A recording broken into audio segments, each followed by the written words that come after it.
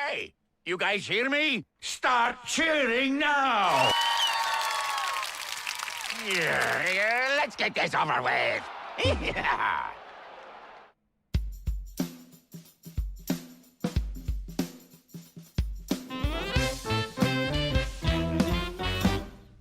Woof, woof. Hi, I'm Mike Minotti, and I know what to say at the start of this podcast, and I am a Nintendog. Hi, I'm Jeff Grubb, and I'm glad he knows what to say at the start of this podcast, and I am a Nintendog. And we are the last of the Woof, Nintendogs. ruff, woof. Today, Call of Duty could be coming to Switch 2 soon. Nintendo's monitoring RAM prices. Yeah. And why Who isn't isn't? Baldur's Gate 3 on Switch 2? That's why! But first, That's stupid, though. Jeff Grubb, how's it going, bud? I'm good, doing all right. I'm playing too much of one video game, and it's affecting my life in a negative way. But I'm not gonna stop. So I'm not really sure what the options are here. So not gonna stop. Just not gonna. What if I said I played it last night and I like it, but not as much as you? Does that do anything? It is the least surprising the turn of events ever. Other than you not liking Disco Elysium, that was not surprising to me even a little bit. Like that is, I think a lot of people kind of realize not a Mikey game. Saw that a lot today. But yes, I think I'd be like, Mike, I hope you like it, but I don't think you will. And here we are. Yeah, I wanted it to be Mikey. I'm still gonna give it another one more. Yeah, I know. I still. still think it's completely possible for you to find something in there after a minute. I've been on such a good streak on my personal streams of playing through games. This was the first time in a while that I was just like, I don't want to play this anymore. Yeah. And I felt bad about it. Was comical how many people in my chat and just personal life were like, "Oh yeah, you're playing this! I'm so excited!" And inside, I'm like, ugh. How much exposure did you get to Kim Kitsuragi? He's cool. A bit. I mean, I didn't. I was basically in my bedroom, did stuff there. I went down to the lobby, did stuff there, met him. Then I went outside. I saw the corpse in the tree, and there was a kid, and there's two kids. And I talked to them, and that's when I sort of had my fill at the moment. Yeah, I think least. play a little bit on your own. Interact more with Kim. He's great. He's a great character. So yeah, I think that's going to be your anchor. If you don't like that, then you could put it down safely. Seems like I want to do something that's like that, but just has a little bit more. Like, give me Planescape Torment, you know? Yeah, right. I bet, yes. Planescape will probably be a Mikey game. Even though, I feel like they're similar in a lot of ways. But, yeah, I want to Planescape Torment it up. But I don't know. I kind of just like, in general, how there aren't a ton of new releases right now. Nice. And I've been catching up on just things, I did get to play Final Fantasy Tactics. We'll talk about that a bit more later. I could play some Sectorium. I've been playing a lot of 2 Point Campus, which came out years ago. I like this sort of slow January we have, especially for Nintendo. They don't really have anything aside from an Animal Crossing update, which, I'm not that excited about. I like Animal Crossing a lot. I don't see myself getting back into it because there's an update.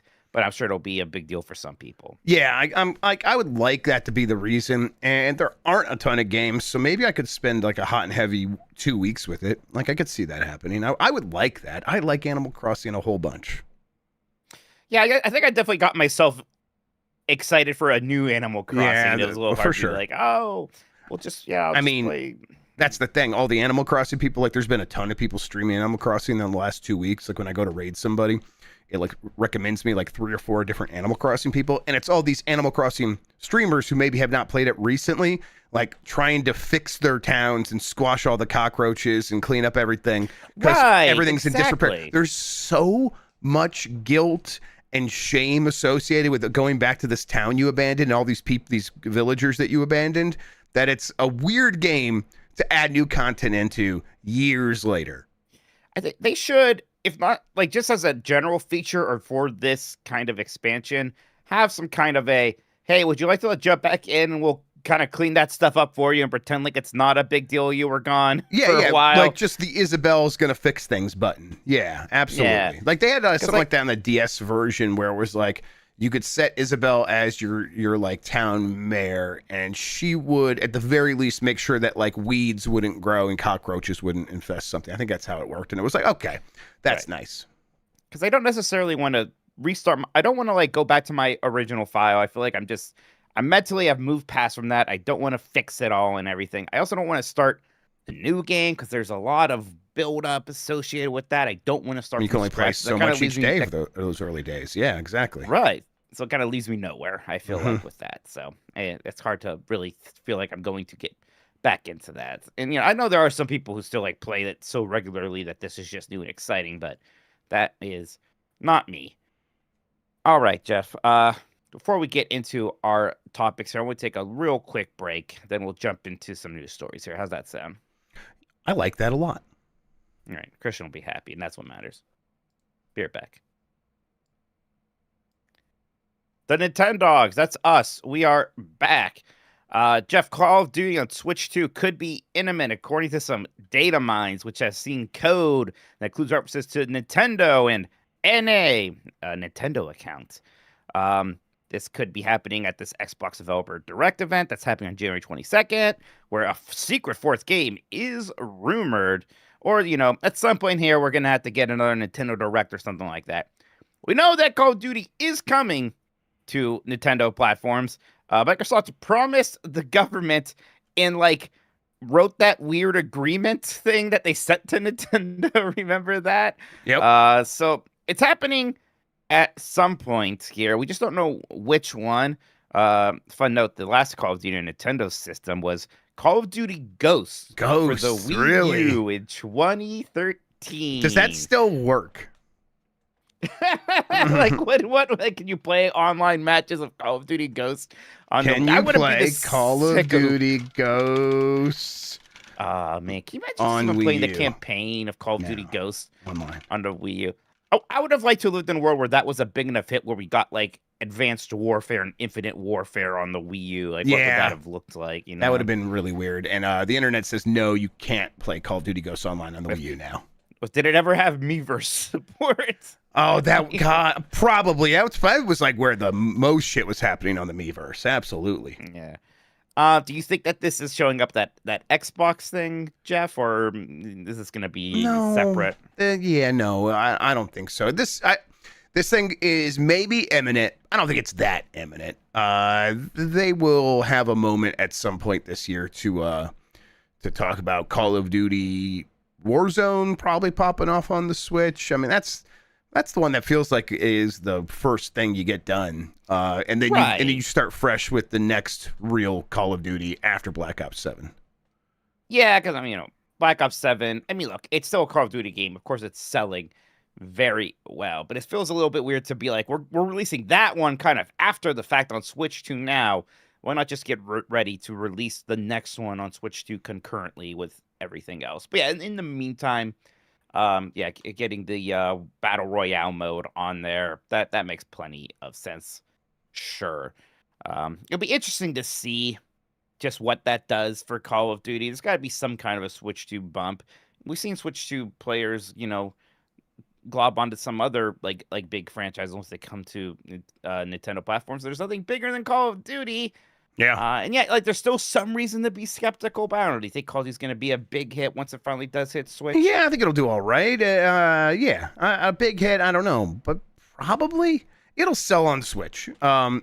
It's not going to be like a situation where it's Apex Legends didn't have the audience and also kind of ran really bad on Switch 1, so that kind of just fizzled out. I think these games will be fine on Switch 2, and I think the audience will be ready for this. Call of Duty is everywhere. At the very least, there's going to be a lot of people who will be like, oh, I can have Call of Duty pretty easily on the go. That'll be handy. That'll do well enough, I should say. Remember some the past support efforts to desperately get Call of Duty on Nintendo platforms? We had those weird Wii games that were much uglier but had the motion control stuff. I think there were some weird DS versions of Black Ops Declassified, or was that the PSP game? It might have been the PSP game. Yeah, it might have been the PSP game. That was I played that DS game, and I definitely played the Wii one. That was really weird to control with the waggle and stuff. I think a lot of people got like Black Ops 3 specifically on the Wii for Yeah, some that reason. sounds 'Cause right, it was like yeah. the first one. I think we did, and it was it was weird. It was bad. Yeah, Like Call of weird Duty and 3 bad. was not good anyways. Yep. But there it is. Nintendo president reiterates plans for future movies and animated films. Doesn't rule out anime in the future. So we know they acquired Dynamo Pictures, right? And now that's Nintendo Pictures, and they did that Pikmin short thing. But yes, this is a part of their plan. While challenging, Furukawa did say that Nintendo might aim to produce distinctive, unique anime series in the long term, referencing past efforts like Pokemon and Kirby. I don't know, Jeff. Sure. I mean, why wouldn't you do anime? It's incredibly popular these days, and there's plenty of franchises that would be a very easy fit for that, like Fire Emblem. And then there's things like Metroid, or even plenty of other weird franchises like Splatoon. Why not do a Splatoon anime? That could be fun. I was going to say, it's like, well, the problem is that if they want to do anime these days, they're probably going to have to work with the Sony Corporation, but they're already working with Sony on the Zelda movie. So honestly, what's the problem? There isn't one. And maybe that's even something that could facilitate something where it's like, oh, we both made a lot of money from the Zelda movie. Let's work together on more stuff. Yeah, I could see it. You're right. Why not do it? It's incredibly popular. I know Nintendo wants to do the unique to Nintendo thing. I mean, if you just put Nintendo characters in there, that already to me is going to make it unique. Especially if they like look a lot like they should look, with like a little bit of anime styling, that would look pretty distinct from a lot of other anime. I would want like a not quite Aeon Flux. I don't need it to be like so like hyper odd, but Metroid anime in a cool adult anime style, that would be very cool. I would like that quite a bit. For Carl also mentioned that they are monitoring the high RAM prices and tariff impacts.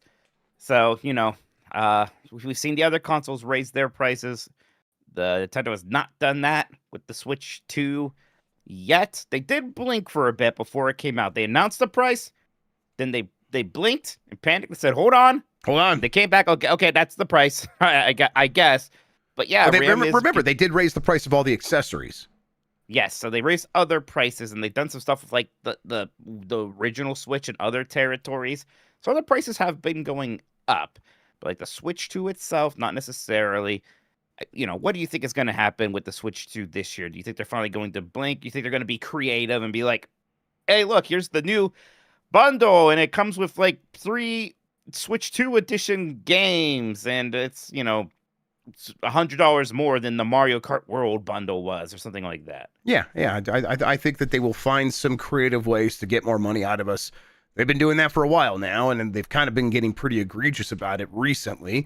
I don't see that stopping anytime soon. At the very least, price relief and price sort of cuts, certainly not price cuts, but they'll find ways to bump things up, $5 here, $10 there. And then, exhausting all that, they will raise the price of the Switch 2 if they have to. Just straight up raise it. It'll be $450 to $480 to $500 for the base model without a game. They'll do that, but I think they're trying to avoid it as long as they possibly can. Right. That makes sense. Like did NSO have a price increase already? I thought that happened. And then I can't remember, was that a dream or a rumor? I don't know. Because now apparently it didn't, because I don't see it. So everybody still thinks like maybe that's going to happen. And yeah, that seems like something that's going. Yeah, some of that hasn't happened, even though in my mind it did. Yeah. That's probably happening this year, right? They're going to increase the price of NSO. Right, the expansion pack. The first anniversary of the Switch 2. Yeah. God, we're coming up on the first anniversary of the Switch 2 here in not too long. Couple of months, 4 months, 5 months. Yeah. Yeah. That's pretty wild. Actually. Yeah, kind of came around fast. You blink. It's weird these days. You can blink, and all of a sudden the PlayStation 6 is over 5 years, or PlayStation 5, excuse me, is over 5 years old. Right? Yeah, yes. And the PlayStation 6 is apparently right around the corner in a couple of years. I kind of hope not, but we'll see. Yeah, I don't think anybody really wants to hear the phrase PlayStation you're right. 6 yet. We don't.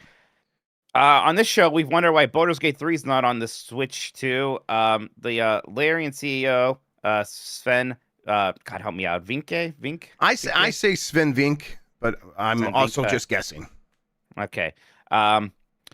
Says it's not going to happen because Hasbro / Wizard of the Coast doesn't like Larian anymore, basically, and doesn't want to pay them to do it.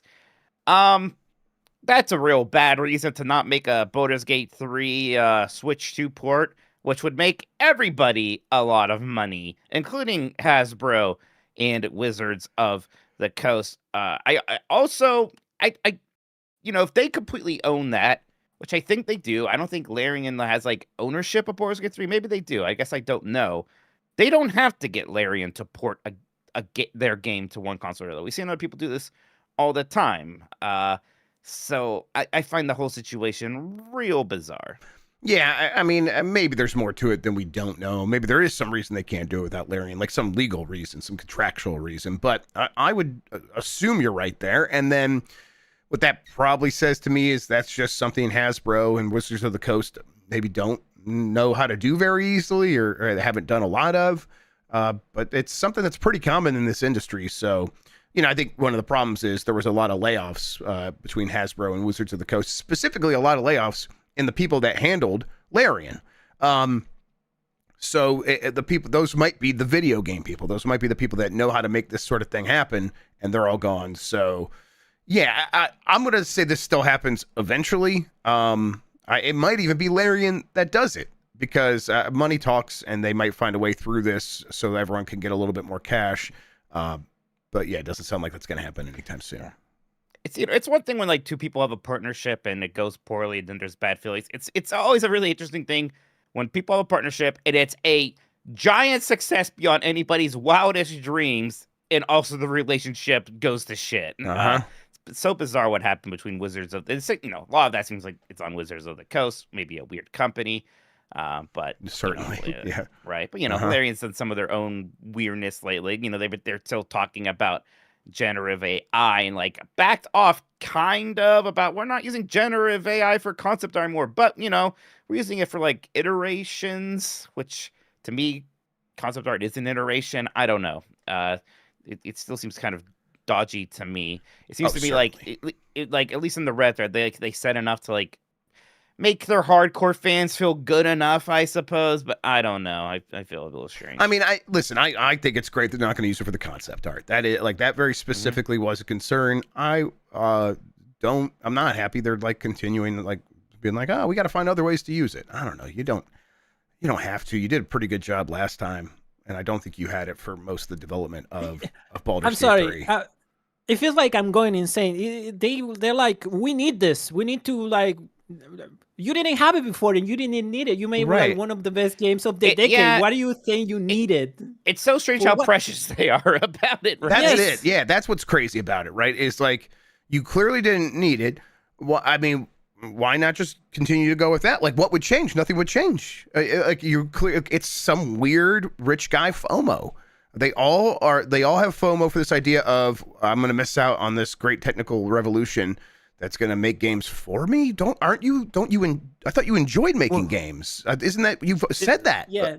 This feels like a horny suit on like a meeting being like, we can press the button and they're just going to make the video game by itself. We don't need all these people. That's how it sounds like whenever they talk about this AI shit. Right. And it's like, I guess they might still be looking for investor money, and investors I'm sure do want to hear about AI.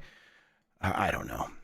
They probably don't want to be put in print that we're not going to use AI, because I bet they told investors they're going to use AI, and it's something along those lines, which is a shitty reason to have to do this stuff. Actually, just shut the fuck up then.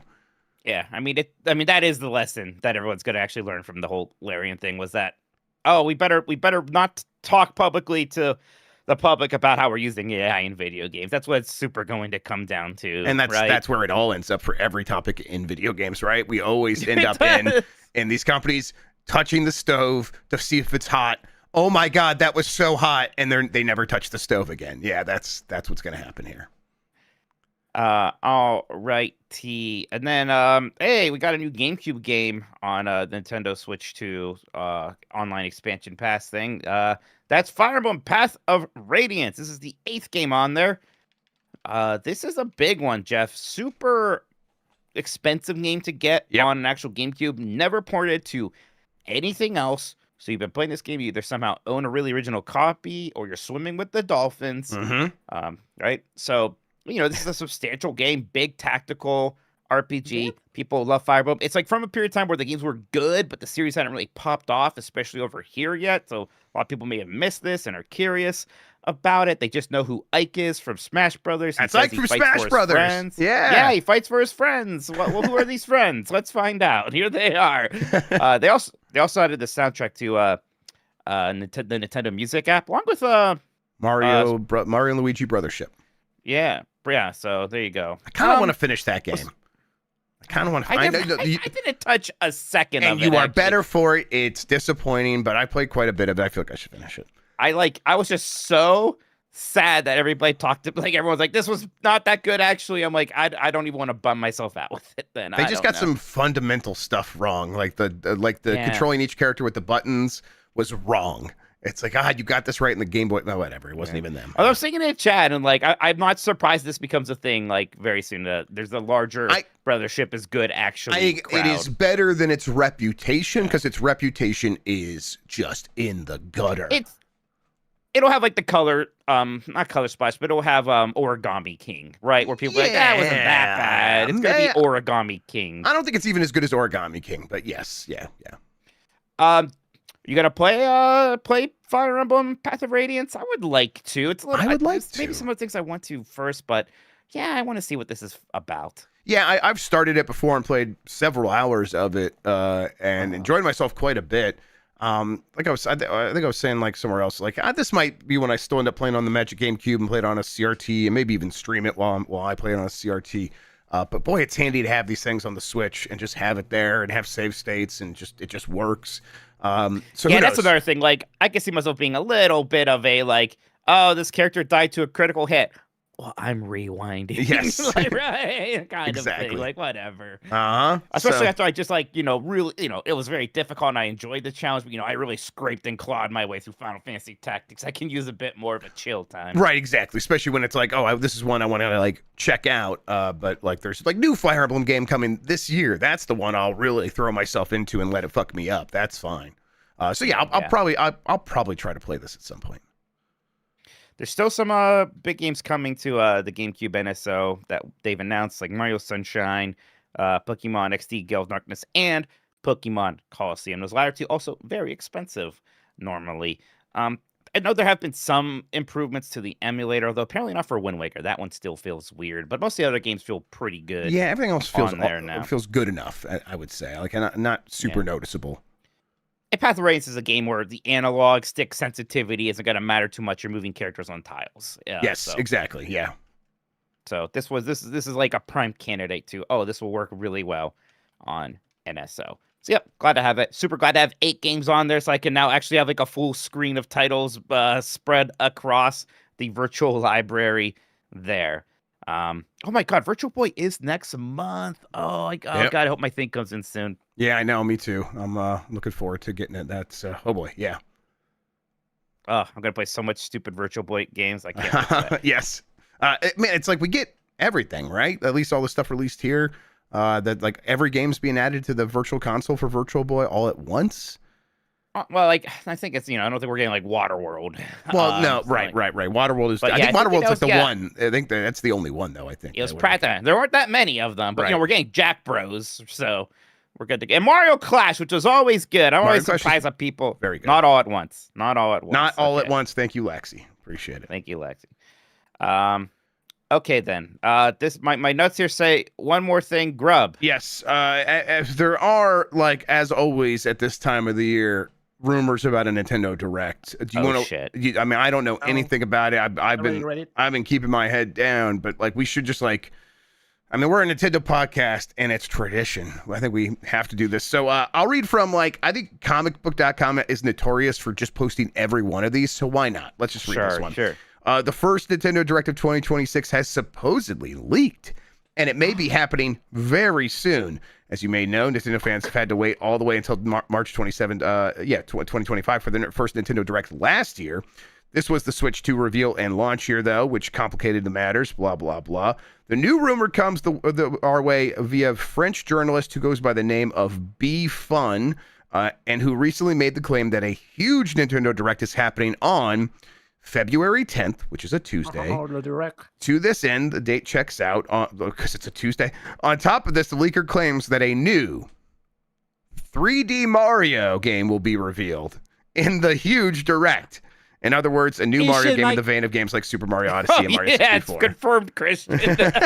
It's seemingly confirmed, Mike. All right. Oh my God. 100% confirmed. Yeah. Look, I mean, I don't think we're gonna get through February without there being a Direct, right? Yeah, I think there's one. Yes, there's usually a February Direct. Like that's a phrase that we use, like the February Direct. Like looking at the release schedule that we have right now, there are first-party games coming, but it's Mario Tennis Fever, it's a Yoshi game, Tomodachi Life, Switch 2 editions of things. Like we don't have any kind of big new Nintendo games coming until Fire Emblem, which doesn't have a date. Even then, as big as Fire Emblem is, it can be bigger. Right. So yeah, they're going to have to announce at least one big game that's coming out in the first half of this year still. It can't just be left to the devices of Yoshi in the Mysterious Book and Pokopia. So as excited as we all are about Tomodachi Life, that's going to carry some water, but not that much water. Yeah. Rhythm Heaven Groove, which doesn't even have a release date, or Splatoon Raiders, which they haven't talked about in forever. So yeah, like there's clearly gaps here, and there's got to be some things. It could be Mario. It's not impossible that whole thing that game's further along than you think, and they split the team up into two, and Donkey Kong was done sooner. I still would find it a bit surprising. Not the most surprising. I think people who think it's some foregone conclusion surprise me. Yes, I agree. Like that, the fact that anyone would treat that as, well, clearly that's going to happen. No, that's not that clear. It is like, this is where we're at, though. Like the next paragraph is about how people ran to Nate the Hate, who's been on top of the Nintendo Directs for the last several. And he's commonly shot these down when they've been bogus rumors. Where we're at is he did not just immediately shoot it down, but he also just said, I'm not commenting on it. And everyone's like, well, case closed. Well, there you go. Nate didn't say it's not happening. It's basically confirmed. It's seemingly confirmed. Confirmed. Yeah. Good. Great. It's an oxymoron. Hey, I'll say at the very least, if a direct does happen, boy, yeah. A 3D Mario would go a long way towards making the Switch 2 feel awesome. I'm not going to assume that's happening. Look, I think Mario Odyssey is my second favorite video game of all time, everybody. I would be very excited for the next one. Let's try to come up with the best circumstances for how we get a 3D Mario. So in chat, let's see here. Shinobus in chat says we have the credits for DK Bonanza. All of EPD8 worked on the game, meaning like that whole studio was heads down working on the game. If that's true, and it's true, which is we don't know, that we're getting a 3D Mario announced next month that's going to come out later this year, how would that be possible? I think the only way is that DK Bonanza was in development for a very long time, was probably previously planned as a launch game for the Switch Pro that got delayed, turned into the Switch 2, and they just cooked it that whole time and made it Switch 2 exclusive instead. I could see that being a possibility, but that is a lot of pieces that have to be perfectly in place for that to happen. Well, right, and you wouldn't have you wouldn't just have some other team work on the game, right? No. On Mario? No, that team. No, yeah. It would have to be most of the team finished their work years ago on DK Bonanza, and everyone was able to go work on Mario. Now people are saying, like Jay Arthur is saying, the credits show 1UP very involved and various head directors and producers not there. I think that's also the case. So yeah, I was just like the worst case scenario for a 3D Mario. My understanding is there was a lot of help on DK Bonanza, and the key names that worked on the previous Mario games were not the key names on DK Bonanza. So, I mean, look, anything's possible through the power of Christ, Mike. I don't know. Jesus involved. Preach. Getting Jesus involved. Listen, if it gets me a Mario, absolutely. Yeah, okay. I'm just curious to see what it looks like. It's been too long now for it to just be Super Mario Odyssey 2. It's not going to be that. No. So what is the hook this time? What's the formula? Are we going more open world? Is it just going to be kind of That's a hook now. expanding on Bowser's Fury. It's going to be some different direction. Is there some, because nobody saw Cappy and the hat mechanics coming, so I kind of would love to be surprised like that again. And I hope that it's not just, because you could possess things, and that's cool, but I love how that tied into movement. It'll be hard to have the movement go a step back from what I had in Odyssey, because that felt That's a good point. so freaking good. Yeah, it's like they probably have to find an equivalent gimmick, if not one that like builds on that same concept. Yeah, you're right. Okay. And I mean, Bonanza still had very good movement, so they can do it in a different way still, sure. Throwing your 3D Mario off to the side, what else do you want to see at a Direct? What else? I mean, I would like to see something with Smash Brothers. Yeah, I would. It's been a long time since Ultimate came out, and I played it for a long time, and I can still go back to it. I would like to see something newish, and I would be plenty happy if it was basically Ultimate with a bunch of new characters, some graphical improvements and new stages, and things like that. Maybe like another single player mode like the one the Wii had. But that's another one that I think could be this year. That could be a very big holiday game. I'm very much a Smash Brothers super fan. Finally give us Waluigi. Finally give me Gino. We got Saurus now. You can make some of the other impossible dreams come true. You can put Master Chief or Goku in there. One of these other ones that people never thought would happen, and surprised now it's happened. Cause Animal Crossing probably not happening. It's probably not time for a brand new like mainline Zelda. There could be some, it's gonna be something Zelda though. There always is. Maybe it's that Ocarina of Time remake. Maybe it's just Wind Waker and Twilight Princess. I don't know. And then I don't know. They've done so many racing games recently. Do we still really think F-Zero could be happening soon? I mean, I don't know. They're affordable to make at the very least relative to some other genres. So maybe Nintendo likes it. I don't know. Yeah. Then Luigi's Mansion 4. Maybe that feels like one that one. I think we see Luigi's Mansion 4 here pretty soon. Yeah, that one's got to be. If not this year, it's next year. Yep. We know. Yeah. So that timing just works out. It's been that one. It's been 7 years since Smash Ultimate. 2019. Yeah, 2018 was Smash Ultimate. Okay. Yeah. So 8 years. So 7 going on 8. Yeah. Yeah, 7 going on 8. So it's been a while. Yep. Okay. All right. Yeah. That's about time that they would want to have a new one. And of course, you always point out like the second year of a console is usually when they try to drop one, at least recently. And it would hit a certain key audience that they like to hit. Those games sell when they sell throughout, it's like Mario Kart, they sell throughout the generation. There's going to be a new Pokemon game. I forget if sometimes they do just announce those during Direct, or if that always happens during the Pokemon stuff. I can't keep track in my mind. More Switch 2 editions, especially the Xenoblade stuff. And there could be a new Monolith, right? Like, we got to see that at some point here. Yeah. So we could see whatever, I don't know if it's Xenoblade Chronicles 4, if they're finally moving on from, like, the Xenoblade brand into Xeno something new, but something from Monolith. Yep. All right, that was just my question to you. I'm with you. Right now. I got a lot of the stuff I'm pretty happy about, like the Rhythm Heaven and Tomodachi Life. So that last Direct, or the Direct recently where they announced all that stuff, was okay. We're getting a lot of cool stuff that I'm into. Those would have been my predictions, but we're still getting those.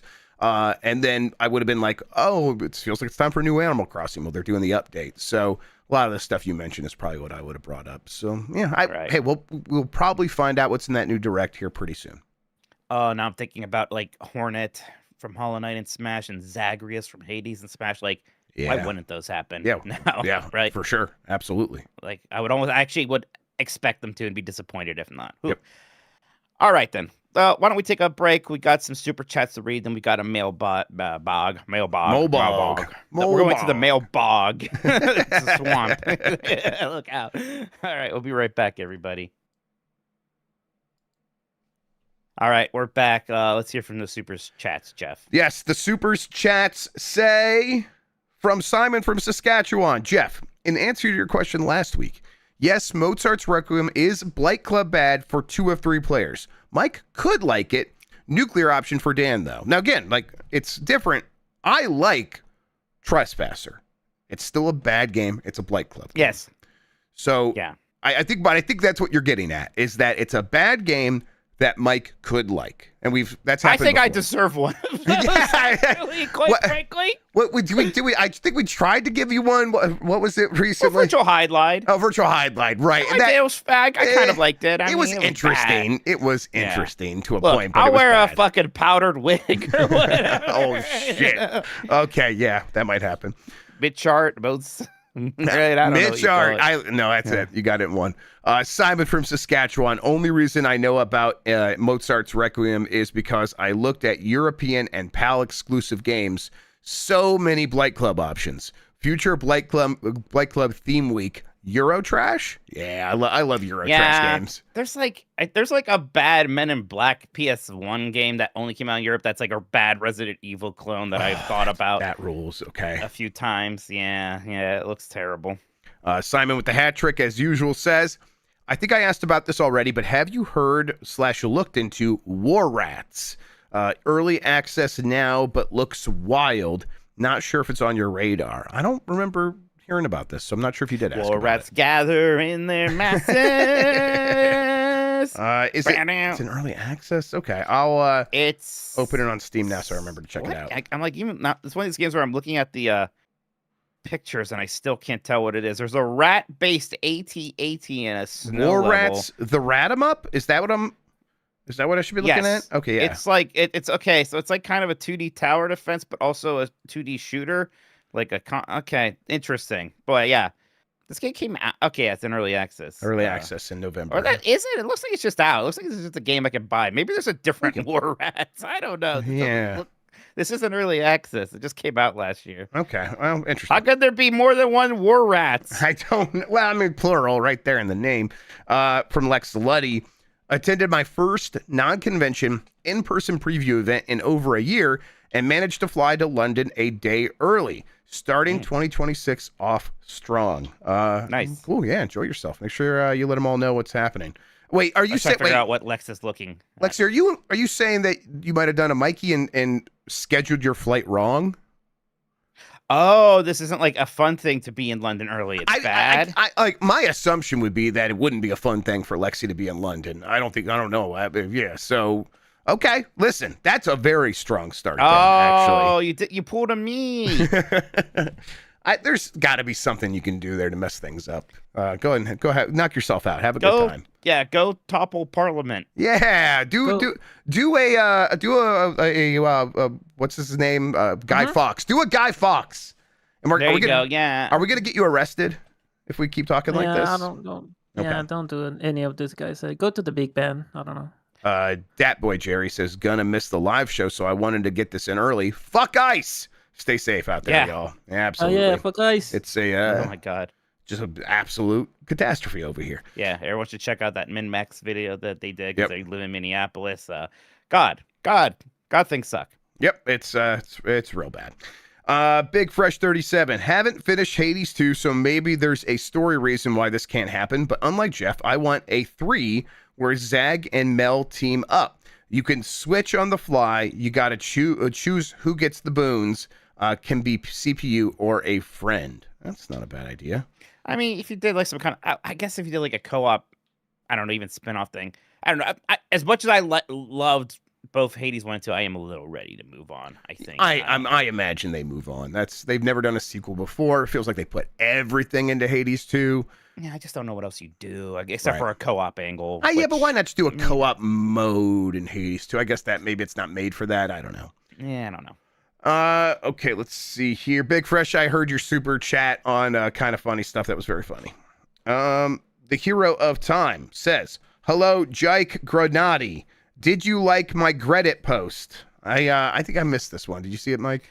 I did see it, and now I almost forget about it, and I'm going to double check. I know I saw this, and I laughed. Yes, that's right. It's George Costanza playing Metroid Prime, but instead he's playing Metroid Prime 4 on the Switch 2 kiosk, and it's titled "Jike Granati utterly aghast at Metroid Prime 4." Is it the promo photo of the actor? What's his name? Yes, it's Jason Alexander. Okay, fantastic. I love that photo. I want to It's great. I want to start a Tumblr of just celebrities playing video games. I can't read his expression. I can't tell if he's enjoying Metroid Prime. He probably doesn't even know what he's looking at. From Taco Belmont, I watched Double Team with JCVD and Dennis Rodman last week. It was so damn bad, but wildly entertaining. Any favorite bad movies? Also, Fuck Ice. Yes. Oh, yeah, yes. I mean, I think The Room is actually still fantastic, despite all the years of hype and maybe people overdoing the jokes. The Room is just still an incredible watch. The Uwe Boll stuff, some of it is just actually painful to sit through.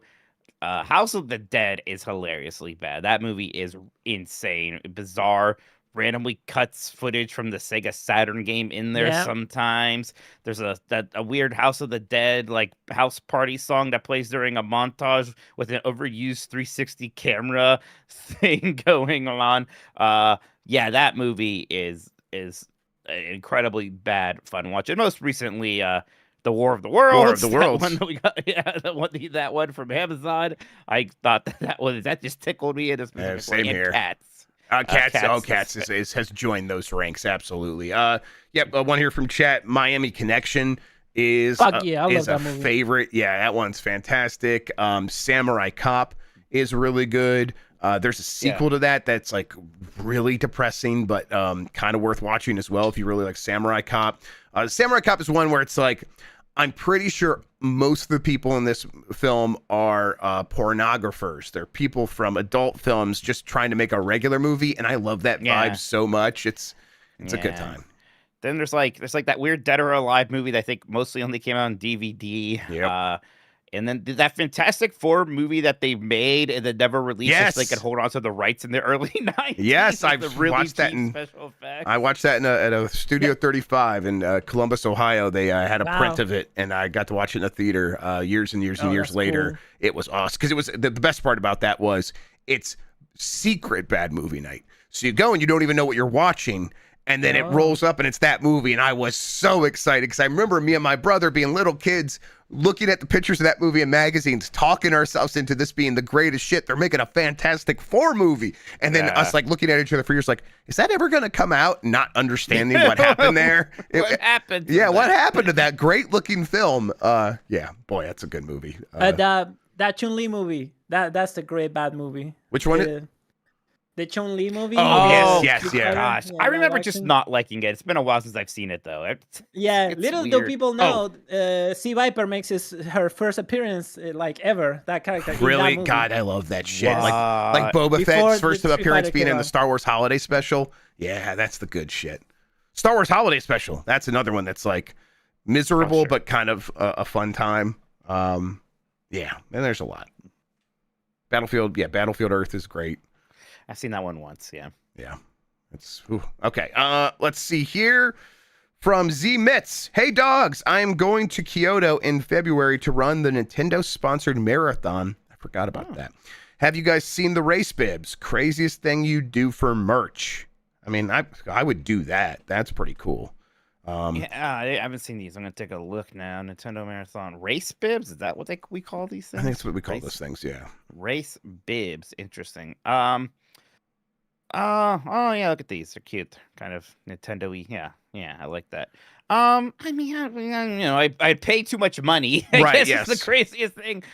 I mean, get online for the specific drops. I don't know if I'm going to do physical challenges for merch. Yeah, I mean, I would be happy to receive it, but if I was doing something like this, it'd be it would just be fun to go to Kyoto and run the race and get a fun little thing as a reminder.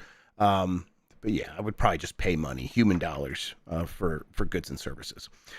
Ink Goblin says Mike Minotti owes my mother child support. Go away. Is this their attorney? Okay. I told you to stop talking to me. You can't reach out to me publicly. Go, leave. That's just, man, you better just, that alimony, you better get on it. Zombie Porin says, Mike using child support money on Saturn games, shaking my head. That cube could have fit your child. That kid needs to go to public school because daddy needs his Burning Rangers. I do. Game's cool. I haven't played it yet, but that game is sick. Big Steve 33. Mikey, from the Bombcast discussion today, I'm also a man of large size and don't wear belts. Let me share with you the move. Wear an undershirt tucked in and suspenders over that, then any shirt over that untucked. Penis.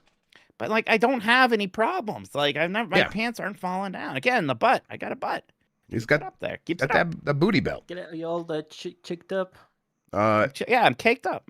From Jesse. Yes, Call of Duty is coming to Switch. Was demonstrated internally a couple of weeks ago. Ooh woo. Yeah, it's a lot of that. A lot of the like the rumors and stuff like that recently have been coming from Jess. Shouts out to him. Yeah, this. I mean, they better be working on it. They told the government they were working on it. Yeah, they have to. They do have to do it, right? They do have even to though, like, do I it. feel like if they did it, I don't think anyone would be like, now wait a second. Well, I mean, who's going to enforce it from this government? They don't enforce any fucking laws. Yeah. Right, but even like without that, I don't know if anyone would care. Yeah, Be like, true. now wait a second. Yeah. They promised You us wrote Call us of a Duty was letter. coming. Yeah. You made a promise.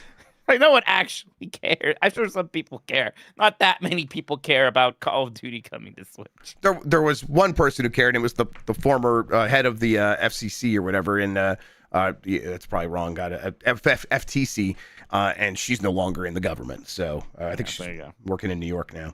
Nintendogs says a Splatoon anime would be super popular in Japan. Yeah, for sure.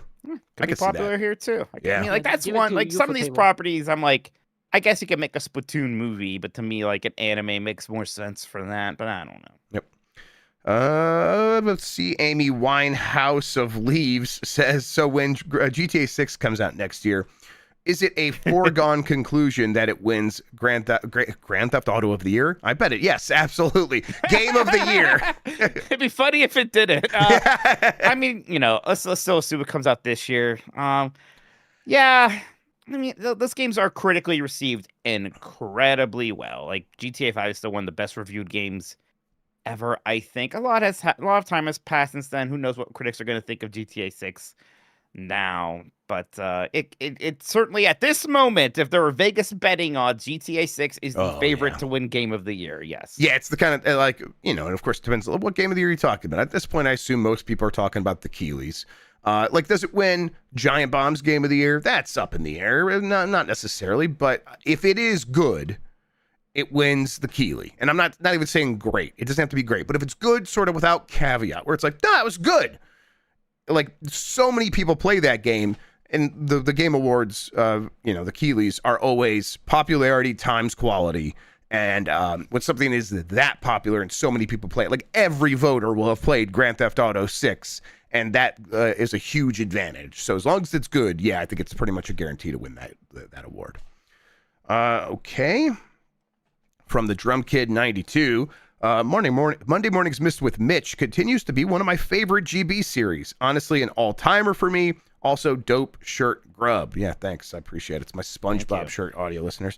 Yes, I have a good time doing that. Always looking forward to it. I'm glad we were able to make it happen this week, having to move things around into the very, very late morning. But still morning, obviously. It was worth it for the marble puzzle. It was worth it for the marble puzzle. Like, I've been building up to this marble puzzle for 25 years. That's right. Actually, been thinking about this in the vague memory I have. And I'll tell you right now, in my mind, I'm curious to see if this is right or if I hallucinated this. I think eventually you go in the marble. I'll tell you right now. I think we have to go into the marble. We go into a Zorb? Eventually, I think we ride. Once we complete the circuit, we have to go in the marble and ride it through the whole path. I think why not? That will take Why us wouldn't to that symbol. happen? Okay, I hope so. Yeah, So it's I like hope that. that's right. Yeah, it's like that indie game that came out a couple of years ago where you put like marbles inside marbles and you can go Cocoon? inside them. Yeah, Cocoon. Yeah, Oh, yeah, Cool. Cocoon that was a good game. I love That's a good Cocoon. game. That was great. Indo Viking says, shouts out to Turboshawn's first mastery of retro achievements. And thanks for reminding us about the Pokemon trading card game for the Game Boy Color. It's bringing me back to my Star Wars collectible card game days. More CCGs in games. Yeah, I love the idea of a self-contained collectible card game or trading card game That on Neo a Geo cartridge. one ruled. Yes, yeah. Yeah, for Neo Geo Pocket Color. You can get that on like Switch now. There's some collection. I love that one. Yep. Michael R. Sean, did you want to say something? Oh yeah, Sean? yeah. You want to like take your flowers? Yeah, thanks. And it's speaking of the Pokemon TCG, that's probably going to be my second mastery. It's looking like here. Awesome. The only achievement I have left is I need to get every card, and I'm only 4 away, so I just need to play more matches, grind those out to get the last few cards. I need packs. That's how that works. Right. Oh wait, now which one did you master then? Mega Man Legends. I insisted that be my first one. Yeah. Oh, how much did you have to grind out to kick the can at the dog game? Oh, Mike. Oh, there's a bullshit achievement. Whoever made that achievement list is like a diabolical master because they insisted you need to get first place, which I can do on the race is no fine. But on the dog, you need like a score of like 32 or something. It's and wild. then the average is like 20. Oh, it was wild. Have you heard about this me getting into retro achievements yet, Mike? No, I haven't heard about it. Yeah, we talked about it last week. Yeah. It's a ton of fun. You guys should both check out at some point. Grubb for the leaderboards. Mike, I think you'd like the achievements. Achievement of the week is very fun too, because last week, I think you'll appreciate this, I had to fire up Final Fantasy Origins for the PS1 and get to what's his face, the Dark Elf. That's a few hours in. Yes. Yeah. I know who you're talking about. Yeah. Yeah, it's a community event that they do where every week there's an achievement of the week. And you get like, if you get X a number of them throughout the year, you'll get a badge. And the more you do, the more like profile badges you'll get. And there's also an achievement of the month for each month. Oh, and so cool. like, yeah, you just get more, community stuff, more stuff for your profile for doing them all. This week is beat Saris and get the speed booster in Metroid Fusion. So also very up my alley. Ooh. Okay. It's so nice to know that like once the modern video game industry implodes, I'll still have a good time just playing retro games. Exactly. Yes. Exactly, Almost like that's happening right now a little bit. Like the infinite comforting. backlog. Uh-huh. Yeah. I didn't even like realize or think about the idea that there's a huge community aspect of retro achievements. For me, it was just like the retro achievements and the leaderboards. Like I knew about the leaderboards, but I didn't think about the community aspect. That's fun. It's also cool to like follow. You can follow people on there and like you get updates on what they've been playing and stuff like that. It feels like the early days of Xbox Live, like early Xbox 360. Very fun. It's just it's a neat little community thing that I've been getting really into here. I should start Tron Bonne and Mega Man Legends 2 soon. I definitely need to play those this year. Yeah, I can't wait to see what you have to say about Legends 2. I bet I'm gonna like it a lot. From Michael R. O'Leary, Cooking Mama and Angry Birds for Smash, you cowards. If not now.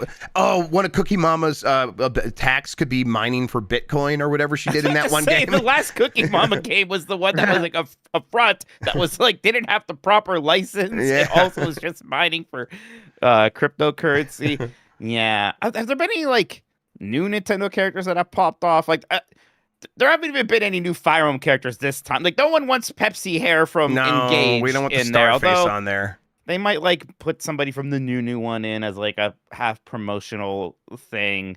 I mean, they could put like a Xenoblade Chronicles 3 character in there, I suppose. Although I don't know if people go. I guess some people would be very excited about that. But I don't know. Yeah. I don't know. What is like what's the I want Ravenbeak. newest? It's from Dread. Oh I yeah. want. That would rule. Holy shit, I'd be happy about that. Oh yeah, like the Smiles, Gooigi. Mm-hmm. Yeah, I mean, there's always a new Pokemon to put in for sure, and I hope we get an interesting one of those. And shouts out again to Indo Viking, $50 super chat. We always appreciate that. Okay, let's see. We did the Michael R. O'Leary one. Burrito says, sad Nintendog howling because Mike abandoned Disco Elysium. Still love you, Mike. I hope you give it another honest try soon. Yeah, I will try doing it again. I'm going to do it off stream and just kind of at my own pace at some point here for sure. Super Blast X says, dude, have you guys tried that Teenage Mutant Ninja Turtles Hades-like? It's multiplayer. I tried it when it launched, right? Didn't I? Well, that was the one that was an Apple Arcade game at first, and then is this a whole different game? No, this is the one. But remember, it was an Apple Arcade game, and then eventually came to other platforms a bit ago. So I was talking about that one, I assume. But no, I never got around to it. No, I tried this one. Yeah. Right, and I think I was like, that's like Hades, and it's just not quite as good. But I bet it's been updated a lot. I should check it out again. Yeah. Especially multiplayer. Weird, yeah, because we've got like a lot of these. Like we had Shredder's Revenge, but then we also had this. There was like another kind of beat 'em up one, and then there's that. Oh, Tactics one. You're talking about the Teenage Mutant Ninja Turtles games. Yes, the Tactics one was from Oh God, what's his name? And yeah, there's been a lot of them, and not all of them have hit, but they've all been at least somewhat interesting. I'm glad they keep doing a lot. That's cool. I thought you were going in the direction of talking about multiplayer Hades-like games, and I think that No Rest for the Wicked is going into 1.0 soon or something like that. I don't know. Oh, the Moon Studios one. Yeah, exactly. So maybe something to check out. I mean, it's been in early access for quite. I think a really long time, right? Man, that game has a lot of. That game has over 18,000 reviews already from early access, and it's very positive. So it seems like that thing's going to do just fine, despite everything. Despite it all. Yeah. Yeah. Despite that guy, I was about to say that. Yep, exactly. Blade Runner says, is 2026 the year of the phrase elite ball knowledge?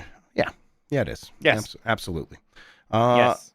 Blade Runners then follows up. Also, the volcano sauce is back. Sorry if it's been covered. Where's the volcano sauce? Is that at Taco Bell? That's a Taco Bell thing. Yeah, I can't do like the spicier sauces of theirs because of the Crown. So and fire's good. Fire's great. You don't need it much spicier than that. Yeah, fire. I was just thinking fire. Kono Neko-sama. Yeah, I think that's good. Yeah, pretty good. Okay. Pretty good.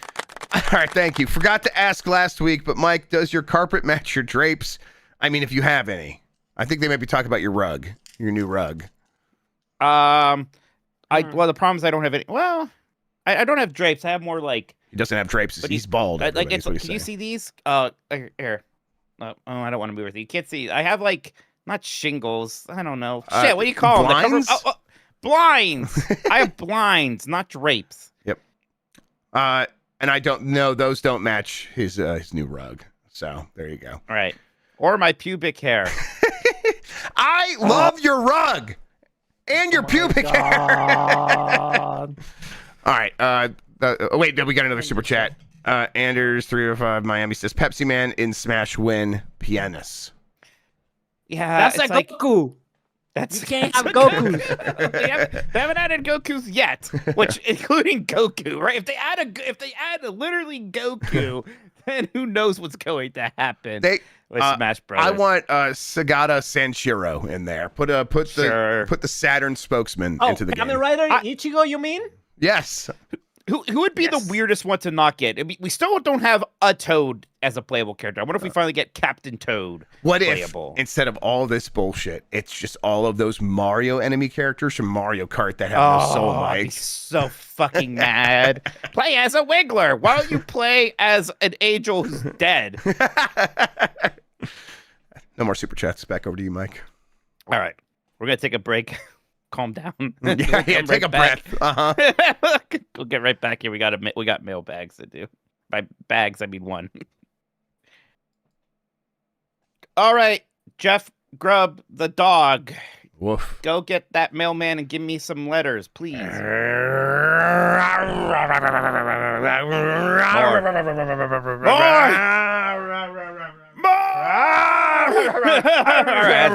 All right, thank you very much. All right, yeah, got him. All right. I'll just do it. All right. From Mike Minotti's Rainforest Cafe JOI. Fuck. Oof. Heyo, Grubb. They're not even directed to me. After all that. What you think about the Whittingham hire? Personally, like it because we went from a guy who DM'd OnlyFans models on Instagram to a guy who doesn't know what Instagram is. Love you, dogs. I hope you have a great New Year's celebration. Is this our new OC? I've not. Is this the Michigan head coach? Yeah. I've not been paying attention to that, mostly because that team's been bumming me out ever since all that stuff happened. Yeah, okay. That seems like a good hire. I think that he's from the University of Utah, so if he does any sins, he's gonna keep it real deep down. We won't ever hear about it at the very least. So that's nice. A head coach gets paid well. Why are they messaging OnlyFans models on Instagram? Why aren't they paying and messaging them on OnlyFans at least. Yeah, right. Yeah, pay up, dude. You're right. Like, yeah, they are often. That's right. College. Here's a fun thing for people listening overseas. A common thing in the United States is that the highest paid public employee in most states is the head football coach of the biggest university. And I bet that's true in Michigan. Almost certainly it is. Almost certainly. Chalk Full of says, will there be another Street Fighter, the movie, the game? Gosh, No, they're gonna do skins on Street Fighter 6. I can see it already. What's more likely? Another Street Fighter the movie, the game, or another Street Fighter EX? Honestly, Street Fighter the movie, the game. Well, it's kind of hard because the original game doesn't necessarily have. It does have the likenesses, doesn't it? So, geez. Yes. That's the problem. What you could do EX is way more likely because Capcom's been friendly with Arika recently. Okay. Well, that's exciting. But they could do a Street Fighter the movie, the game too, and it could be based on the new cast, right? Like they could do that. Yeah, you could just kind of like digitize other people. I don't know.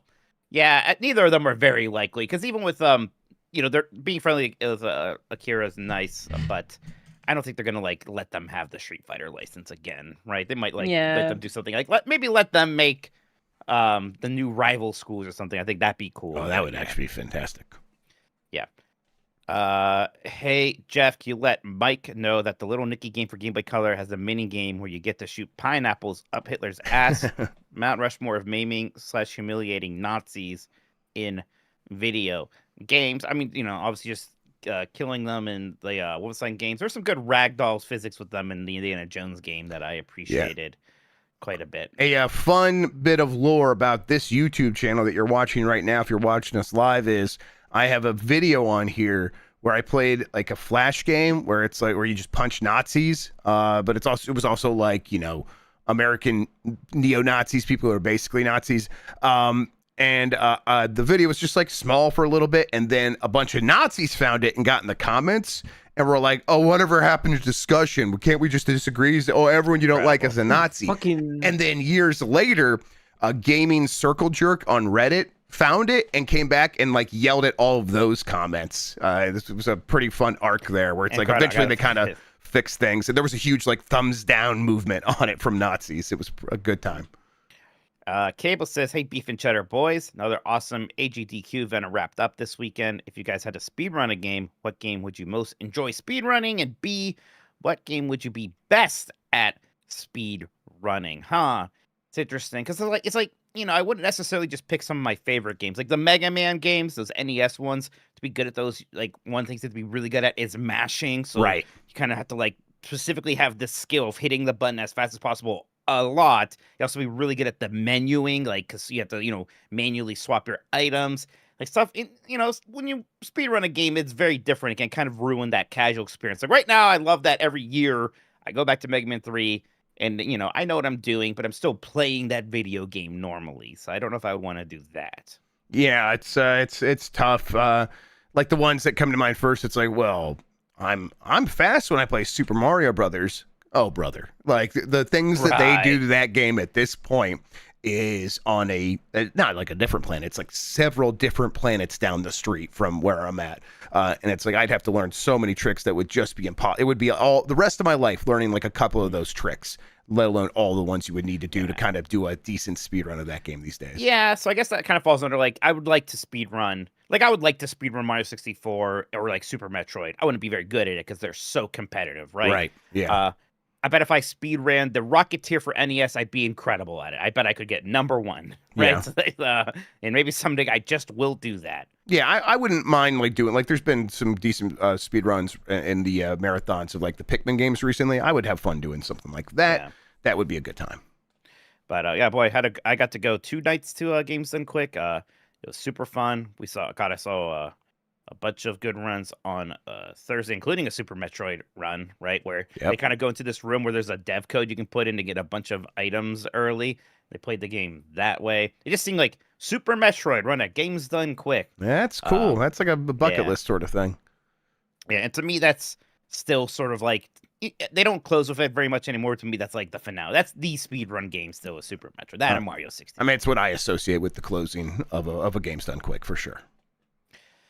All right then. Jamie H1224 says, "Has your Desert Island game changed since you last put any thought into it? Mine was always Stardew Valley, but there's been some stiff competition from the likes of Hades and Breath of the Wild last few years. I mean, I never is picking an MMO just cheating for this because that's think what I would it do. Probably is, yeah, but it's like obviously that's Yeah. the right answer, something like that.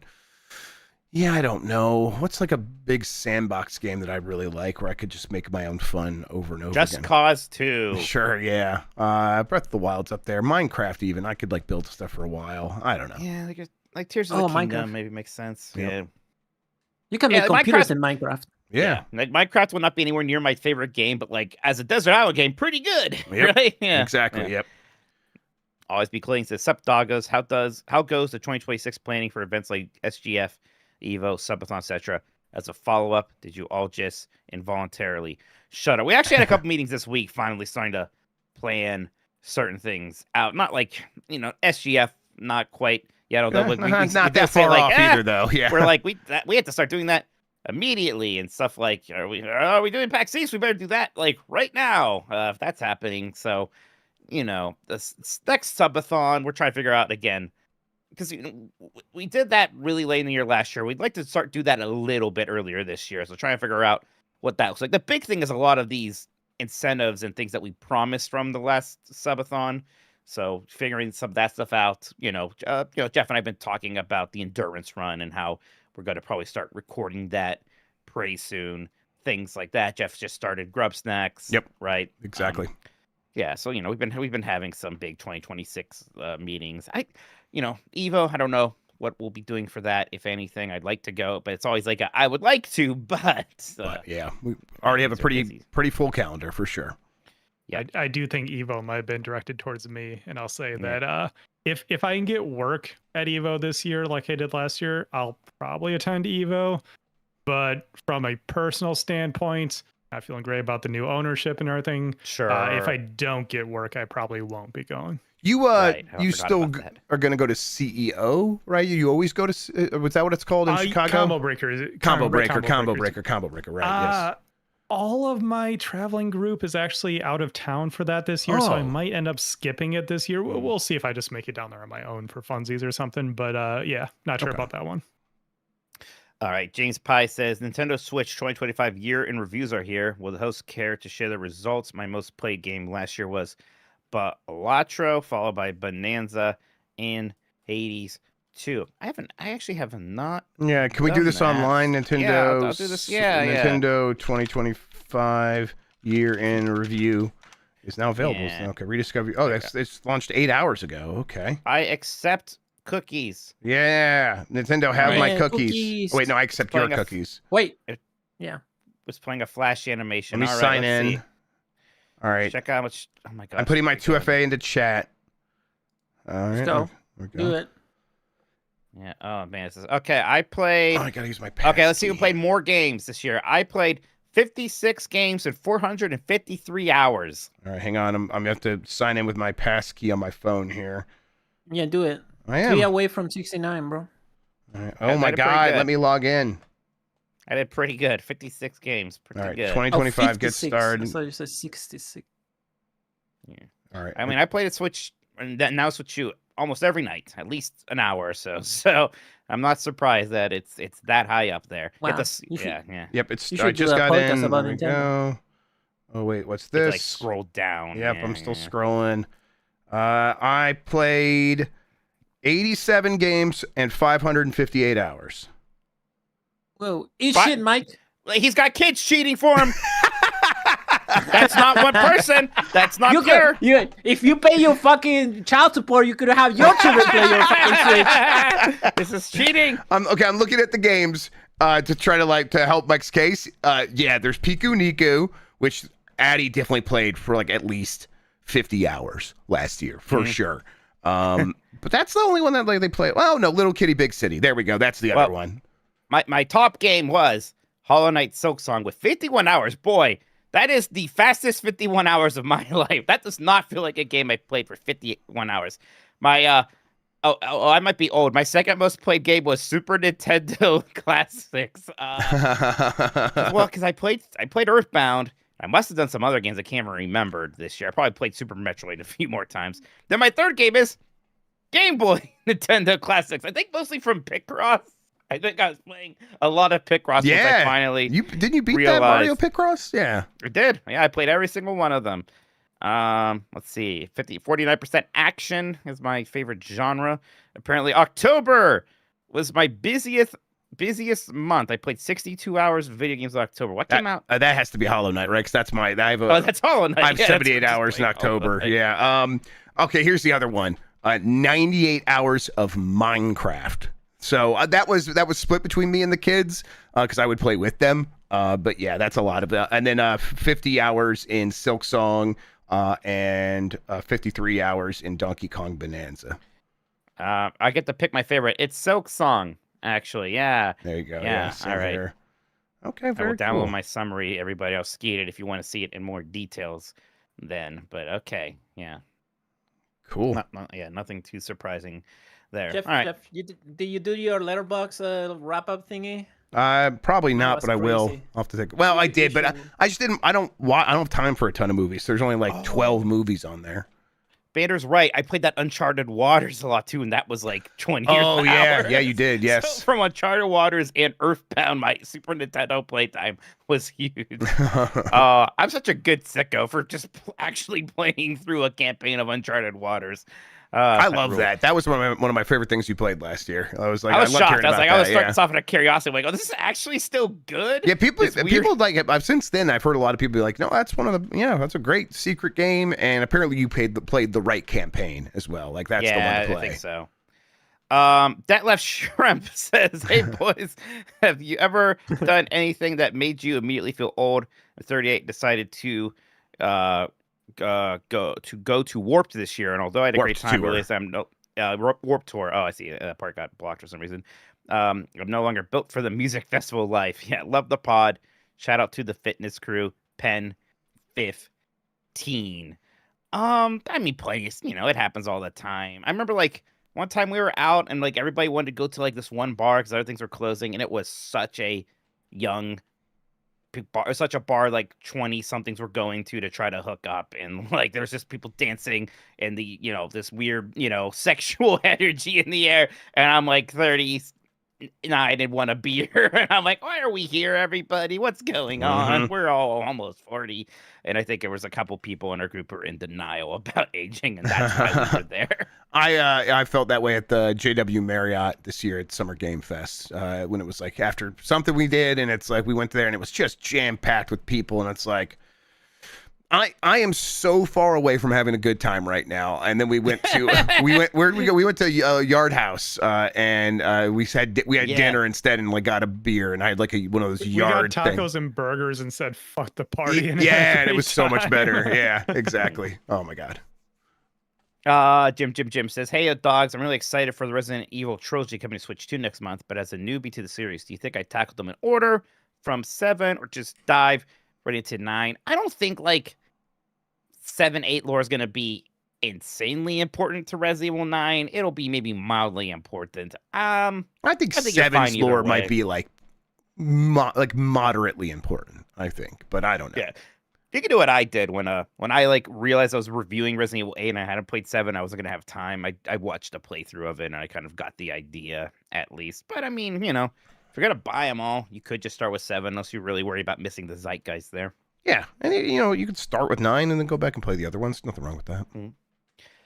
Nintendogs says, "Do you think perhaps there were some games Nintendo released near the end of the Switch 1 lifespan that they might have been better off saving to use as Switch 2 exclusives?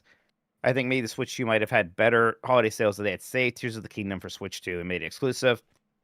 I also think maybe Mario Wonder could have been a good game to save a few years and release as a Switch 2 exclusive. I mean, in hindsight, yes, but at the time, I sure liked having those games then, Yeah, it's like, what are we trying to like accomplish here? Selling more Switch 2s?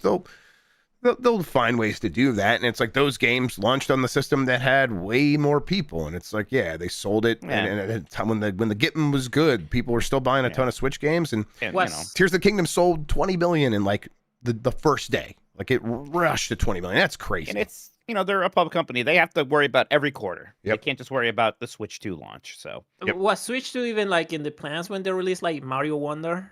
You Oh, think because certain. like I the think Switch Pro. just because it was the Switch Pro at one point and became the Switch 2, I'm sure they like kind of had it. Yes, it was around and they had it in their thoughts, but it probably didn't have any effect on the Mario Wonder.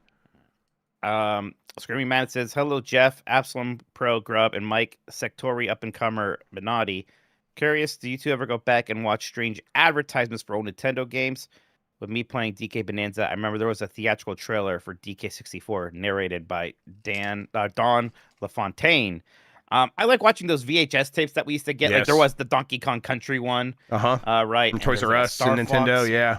Yeah, there's the Star Fox ones. I like watching that kind of thing. Or commercial. I still love that the Japanese Link to the Past commercial. That's a musical. Yep. That's a dance number. Like that. Like gets stuck in my head every once in a while. Yep. So I'm The a Paul big fan Rudd of that. commercial for the Super Nintendo, yeah. Like Sure. yeah, definitely. I was watching the Star Wars Holiday Special, and if you watch that now, all of the advertisements that aired alongside it are burned in.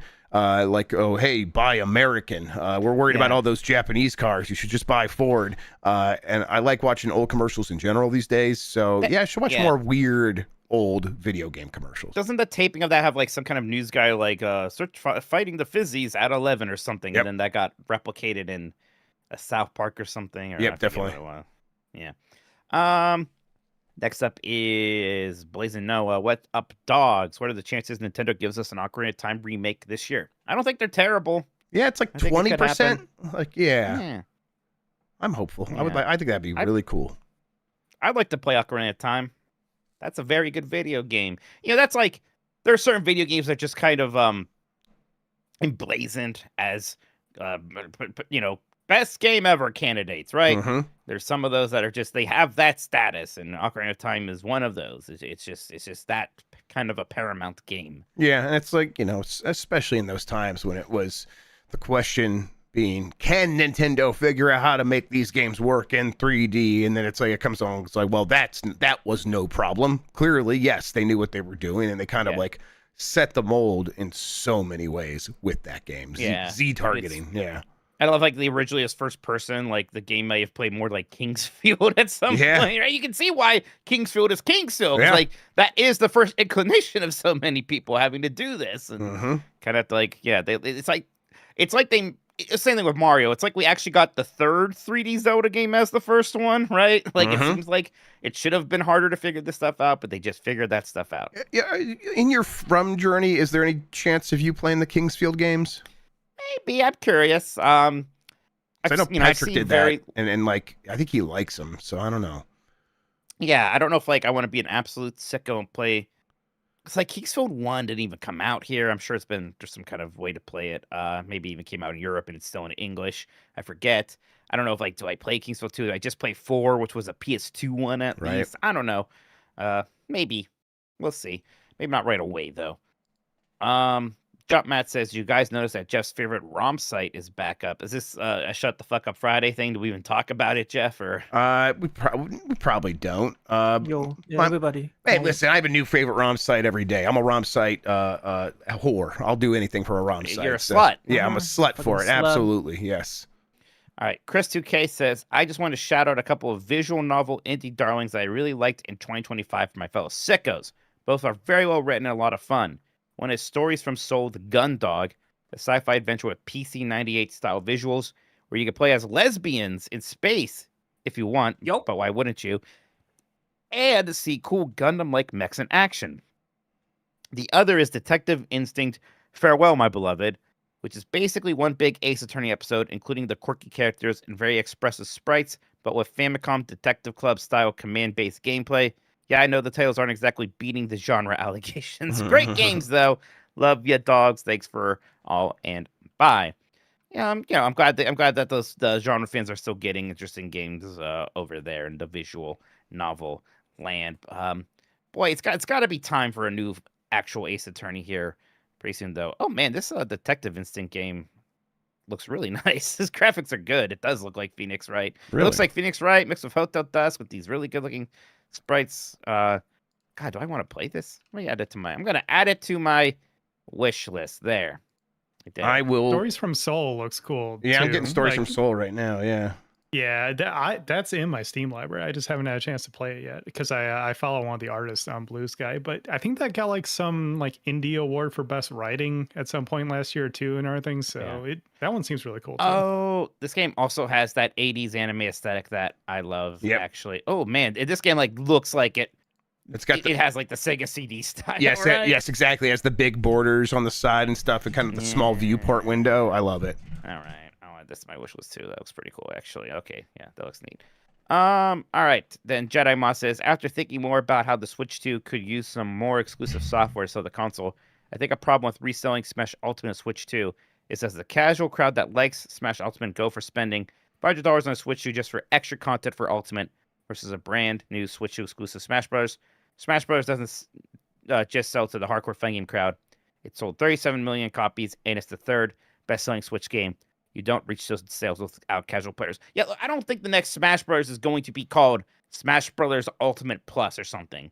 It will be Smash Bros. Ultimate blank, even if it is kind of mostly a plus. Kind of like how Ultimate was, in a lot of ways, basically a plus of the Wii U game. It was more substantial than that, and I bet in some ways this will be more substantial than that too. But I do think it's kind of like, it's that and more, right? It's another step there. It's just, it's hard to see what other direction there could possibly be for it, honestly. Yeah, and it's like there's a reason I've been like saying like we talk about Smash. It's like that pocket of players over there. They're not all hardcore fighting game fans, but I don't even know if I would. They're Smash people. They're not even casual players. They're Smash people, and there's a lot of them, and they play every Smash game and they buy every Smash game, and it's like what they do. And Nintendo will have. Christian says barely people. Oh my god, It's a joke. we're joking. dehumanizing Smash fans. But it's like, Nintendo will have to do something to appeal to them. But Mike said it earlier. This thing will sell the entire generation. So if it's there waiting for them when they decide they can afford a Switch 2, that'll be the first game they get with it. Yeah, I mean, what sells consoles? It's really just like Mario Kart, maybe. Certainly it's Mario, Zelda, Pokemon. Yeah, right? I mean Animal Crossing. But it's and each one of these hits a different pocket. And it's like the broadest one is Mario Kart, and then it's like you want to eventually hit all of these various quadrants at some point with these other big system sellers. Okay, here Lenny Cool Dick Denver says, "Hey Mike, I read all the Reddit comments Minotti and Jeff too old to know how to use Reddit. Grubb, what is Nintendo's March game release? If you guess it right, Christian said he will get your face tattooed next to the tattoos of his kids. Ooh, very exciting. There's got to be okay. Let's say Mario's happening. Well, that's holiday if it is.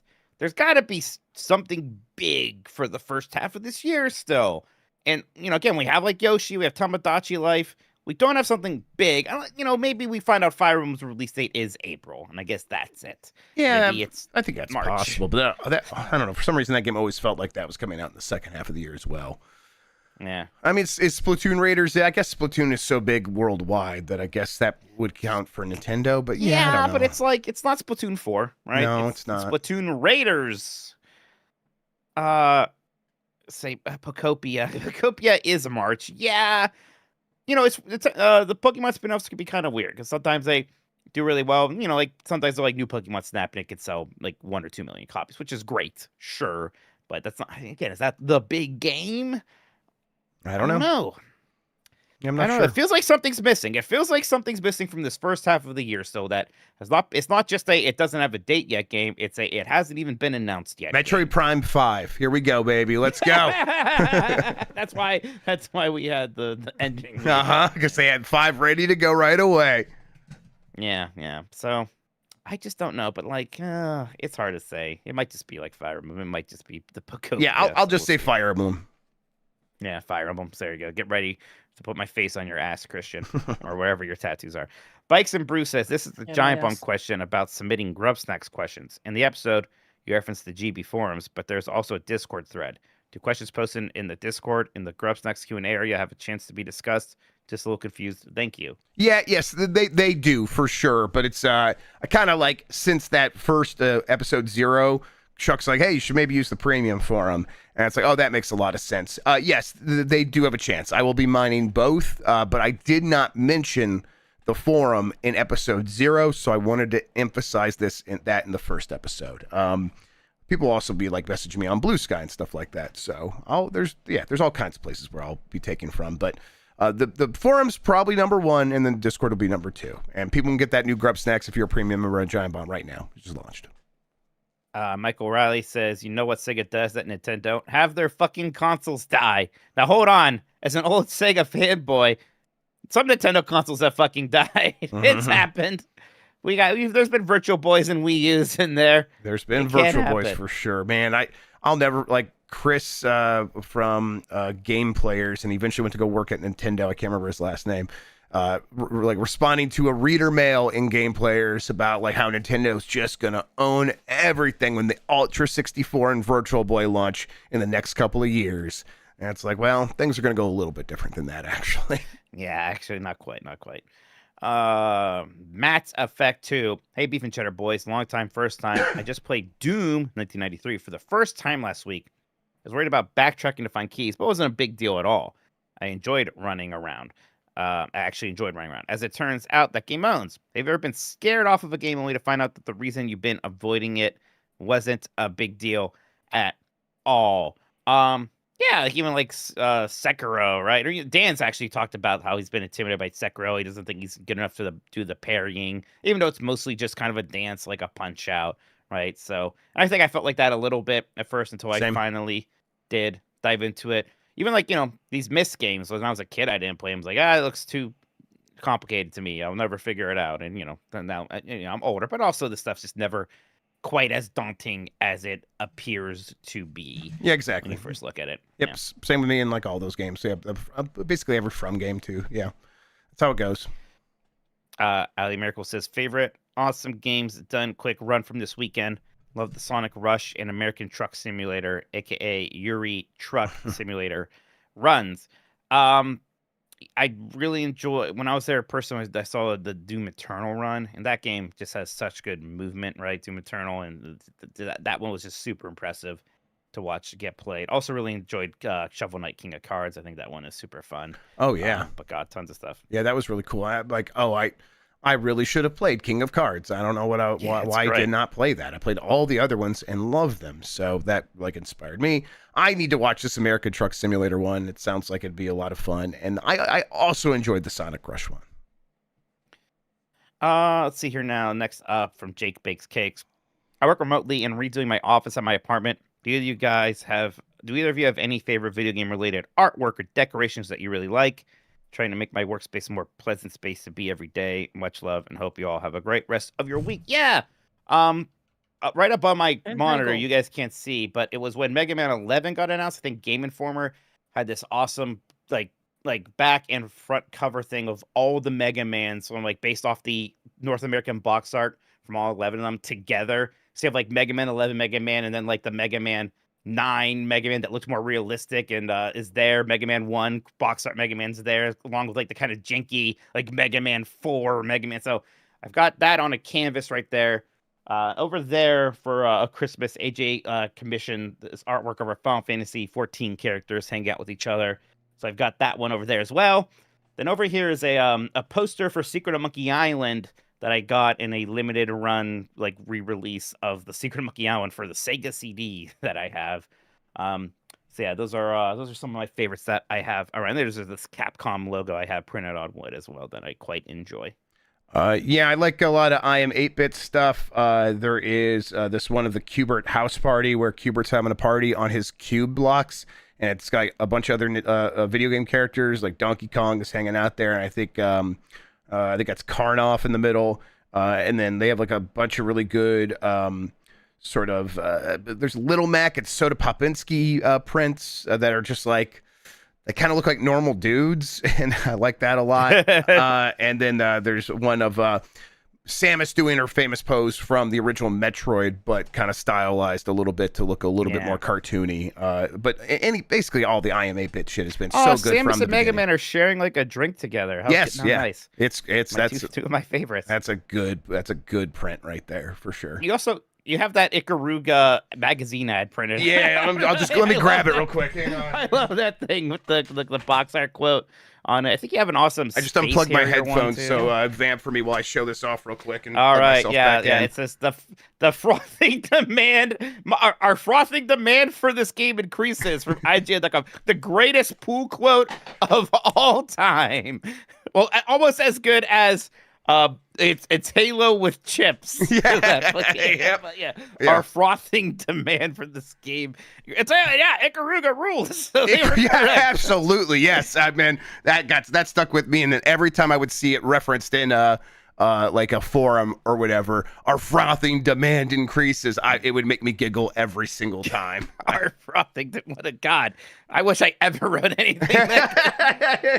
Yeah, what is our frothing demand? I don't think we have one. It's a good thing I found all this video podcast because I never wrote anything as good as frothing demand. Yeah, that's like cellar door. It's like a beautiful English phrase that we'll never be able to surpass. Big Toady says, playing some 2025 games right now, and I got to admit, Grubb was right about Baby Step, but everyone was wrong about Shinobi being better than Ragebound. I'm also surprised no one really talked about Haste. Like it enough to at least mention. Hopefully this year continues to be a bit on the slower side because the backlog is crazy. Penis. Gosh, I don't even know what Haste is. Yeah, I'm trying to. Looking it up. I think Grubb, this is something that me, you, and Nikki did a stream of early last year. We did a Next Fest stream, and this Haste is the is Sonic game, like right? a Sonic game, yeah. Oh, it's very momentum driven and stuff.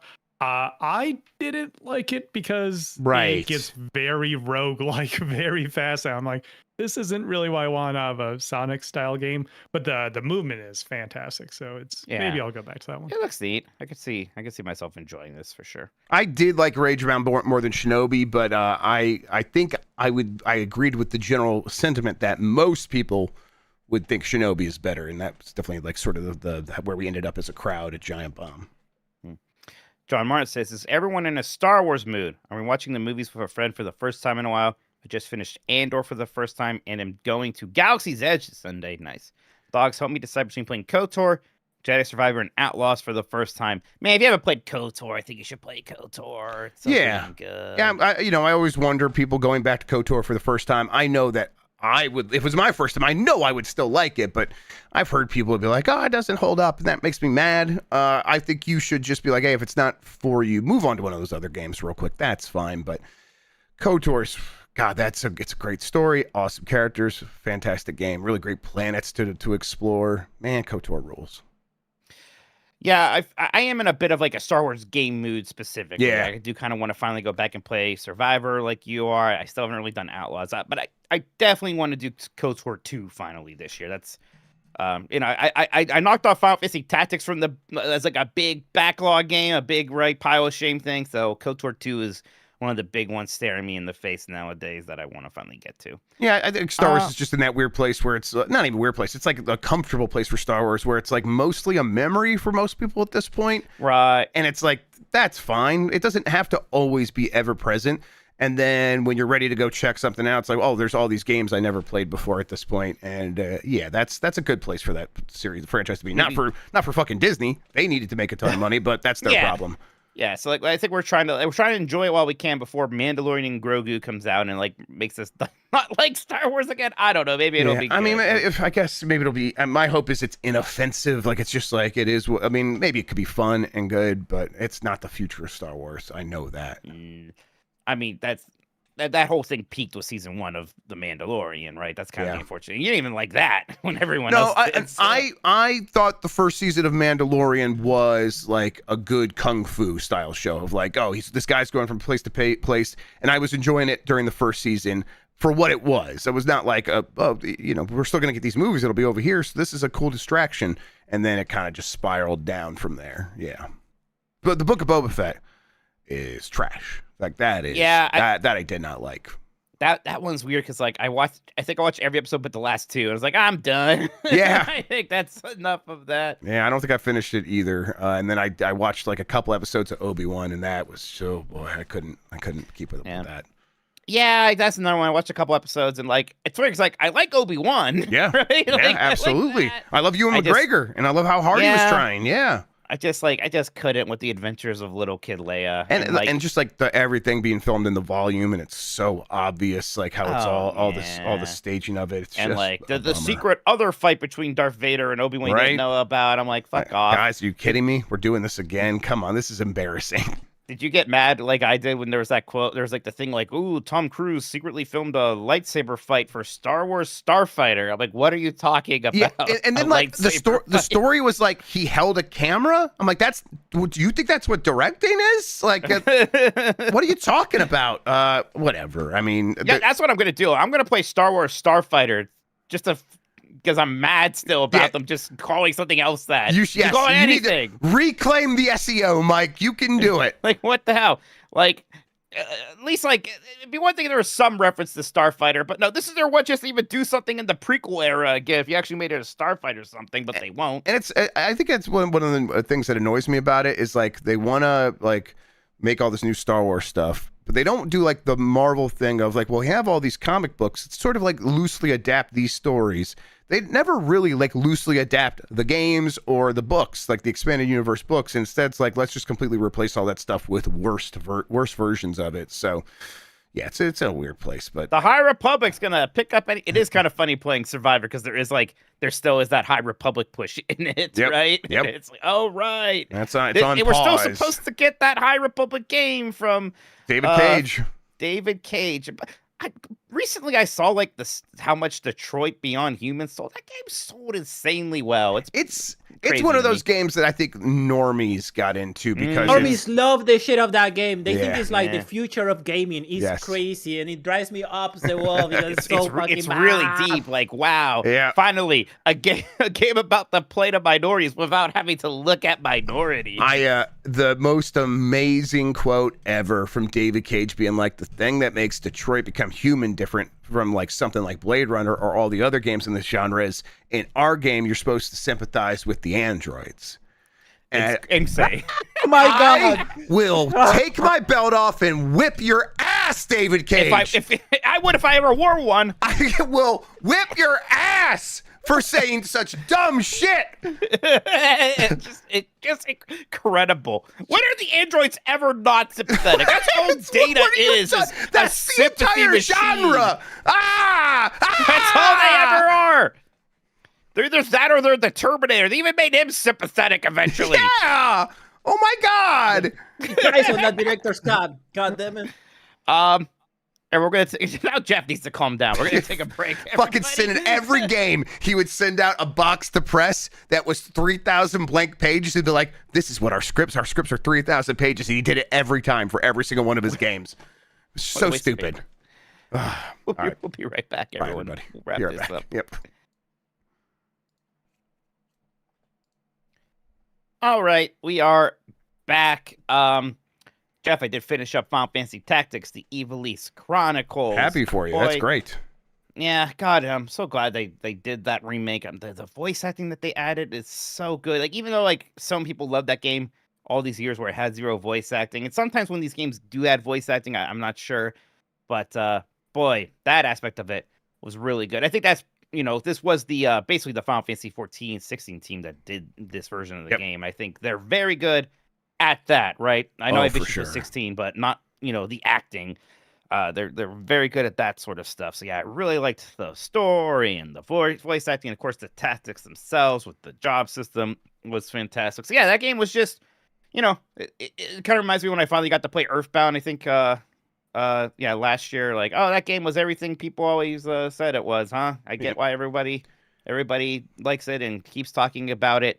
Still, it feels good to finally get through that as just like, a retro gaming fan, as a Final Fantasy fan, and RPG fan, and all of these things. Yeah, and it was like when I was playing, I did get like why people were like when Final Fantasy 16 was coming out, and I was like, guys, it's clear they watched Game of Thrones and they were going after that. I got why people were like, they've always done very serious political fantasy stuff, and it's like, oh, these are all the Tactics fans who are remembering that story.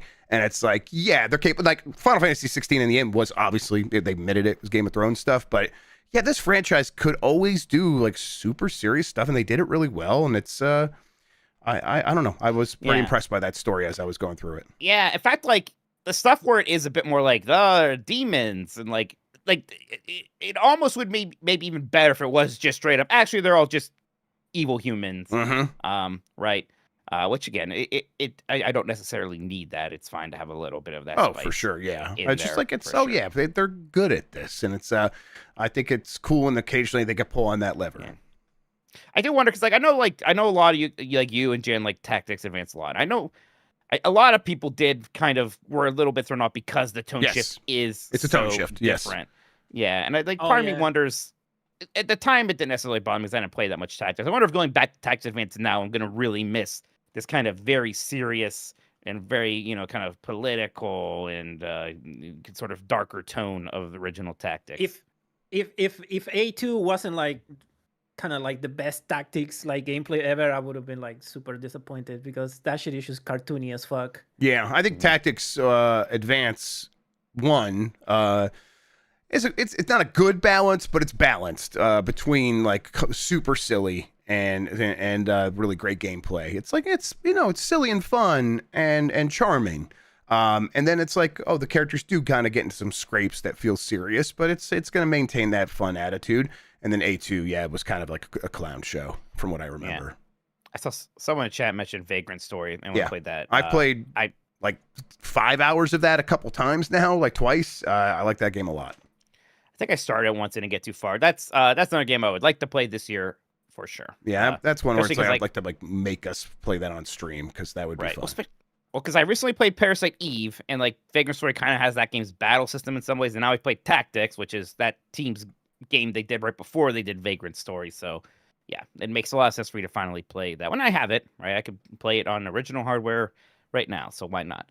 Then I was checking out that Dragon Quest VII Reimagined demo, and I really liked the reimagining. They made that intro, which in the PS1 version is 3 or 4 hours. In the before you fight a single thing. In the 3DS version, it's it's just 2 hours now. Now it's an hour, maybe some change. And just it even feels faster because before there was so much of wandering around this island and you're going to this place, go back to this place, now back to that place, go to bed, wake up the next day, talk to this person. And here, they have it all scrunched down to one day. You're not backtracking as much and waking up again just to do the next step or wandering around. They kind of make the interstitial stuff more interesting. And nothing feels lost flavor-wise or lore-wise either. So just so far seems really well edited. I'm actually very curious about some of the other changes that they've talked about. I know you'll be able to eventually equip 2 jobs in this game once you unlock the job system. So that's a little bit of a different spin. Even when you start off, you have a starter job, which you didn't have before. So you're leveling up a job at least until you finally unlock that system much later in the game. So yeah, it seems like they took something that I think was kind of it was always a Dragon Quest that I wouldn't recommend to people starting out. That's something I'd be oh yeah, maybe this could be your first one. Sure. Yeah. That's I'm thinking about checking this game out when it's out. When is it coming? It's really soon. February. Yeah, not long. February. So not long. Yeah. And your save carries over. So if you're curious, just check out the demo. It's a substantial demo. It's a few hours long, so you'll get a good sense of it. You'll get past that intro, if even an hour intro still seems bothersome to you, for sure. How about you though, Jeff? What have you been up to? It's been so much Sectoria. I only picked up my Switch for the first time in a couple nights tonight, and was kind of just poking around a little bit. But yeah, a lot of Sectoria. I think I will try to check out that Final Fantasy VII demo just because everything. Are you playing a lot of Sectoria, Christian? Or you feel you feel like you're getting it now? I put 20 hours on that bitch in just 4 days. Yeah, I know. It's rough because I still don't know how to score. It's just first you just gotta survive. Have you gotten to the 4th round? Are you playing on challenge? Yeah, I'm playing challenge. I just went through as soon as I unlock it, I saw everybody the entire friend list that they show you. Everybody's Redeemer challenge. Challenge. Yeah, that's the difficulty level. Yeah, I guess that's the move. So I'll be doing that. It's just understanding how to how the strike works. I don't understand how the strike works because if you strike and you get the reload, if you strike into an upgrade or in a letter or whatever, you get the strike again, but it doesn't reset your strike number. I don't understand how that works. Well, your strike multiplier keeps going up as long as you keep going up. Yeah. But the tiny number sometimes it's like luck. It's just like chain luck, something like If that. you're in and like it's in a just boss number fight, that won't yeah, change. yeah, there's a lot going on. Yeah, for It's sure. a lot going on. Yep. And then I just like yesterday I learned that if you kill the guys that go like in a set path, like the different colors give Yeah. you Oh, yeah. different, Yes, they'll give you upgrades. tokens. Yes, you want to do those. Yeah, Yeah. you want to get those you- for sure. Yeah.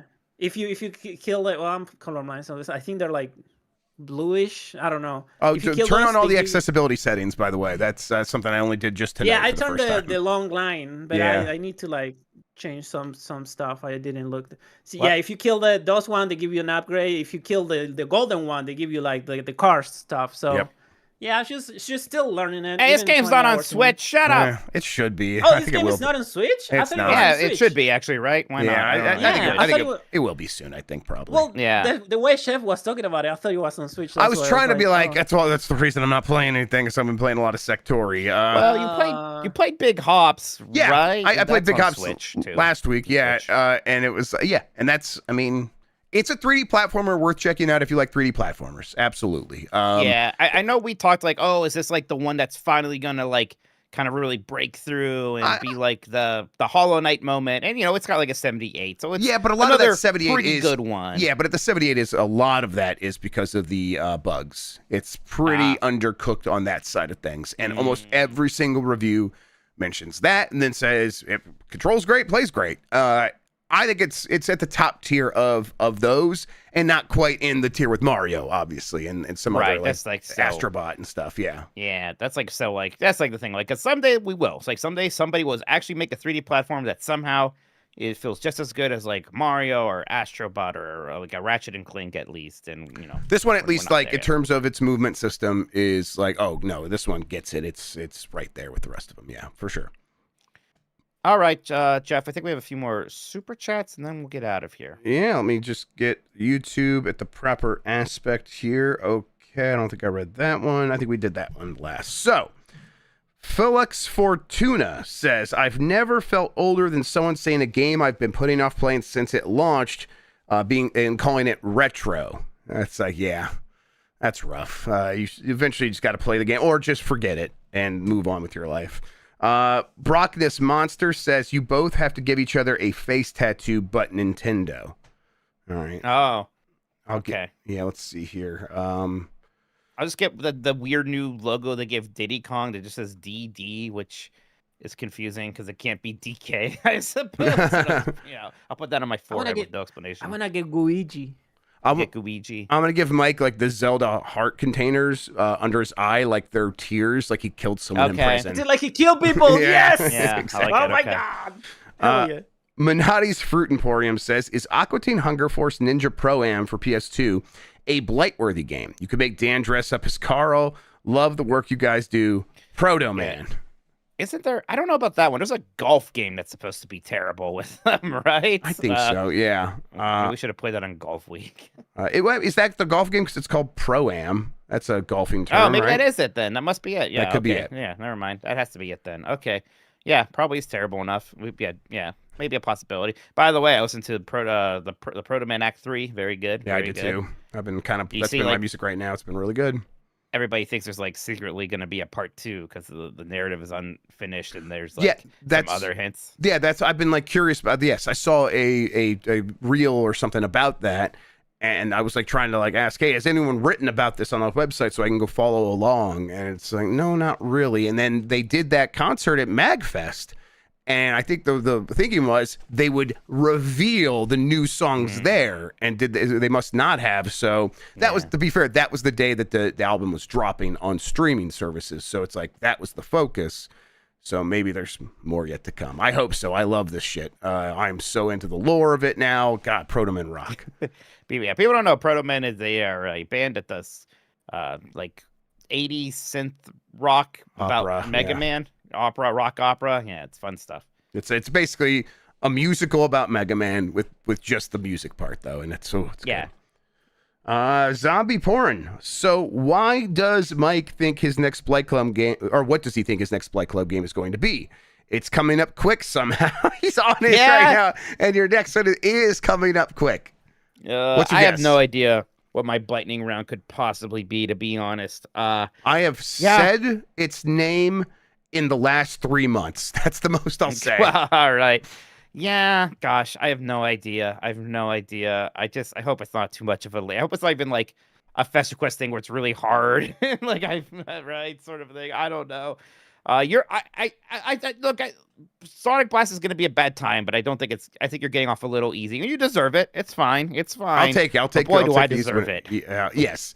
I think we'll see what you get. I think at the very least, you're going to look cool. All right. Kono Neko-sama says maybe the Starfighter movie will be good. Yeah, I mean, that one could be fine. I mean, it could happen. It could happen. It's not going to undo what it's done to Star Wars Starfighter, the video game. Yeah. It should still not be called that. Yep. And then Kono Neko-sama says, Final Fantasy Tactics is finally a game that is exceeding Square Enix's sales projections. Hopefully, Matsuno gets to make that prequel he teased on Blue Sky. Yeah, it's just like, like that's such a good ground for a remake, like slightly beyond a remaster, that I'd like to see other games from Square Enix this past get that level of treatment as well. I mean, are some of those going to sell as well as a Final Fantasy Tactics? I don't know, but like playing Dragon Quest 7 Reimagined, I am like a little bit jealous, like, oh boy, I know we do get stuff from Square Enix, but I'd love to see them do more remakes like this. Even Dragon Quest has been getting a ton of those recently. But yeah, I would love if Matsuno got to go back and make another Tactics game. If that's something he wants to do, I think everybody would be excited about that for sure. And then just give us Advanced and A2 in a collection, and then we're good. Mm-hmm. That does it for the Super Chats, Mike. And that does it for us, Jeff. We're done. We're out of here. Thank you so much, everybody, for listening. Flight Club is tomorrow. Hopefully I get to finish Leisure Suit, Larry. What's it called? Box office bust. As in boobs. It's not like busting other things? I mean, I don't think it's about ejaculation. I think it's about bust as in busties. Yeah. Okay. All right. Good. Yeah. Everybody does have the same bust in that game. What explosions? Like there's wet dreams, dry twice. So most of them are cum. It's probably cum. Quick, man. Music, ramp up. Oh God, thank you.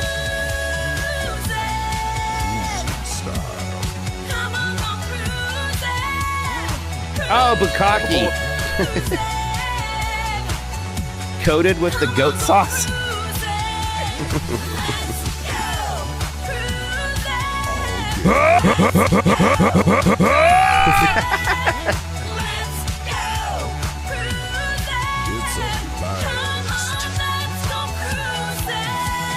I would have sex with any lizard person that wanted. Yeah. Take go.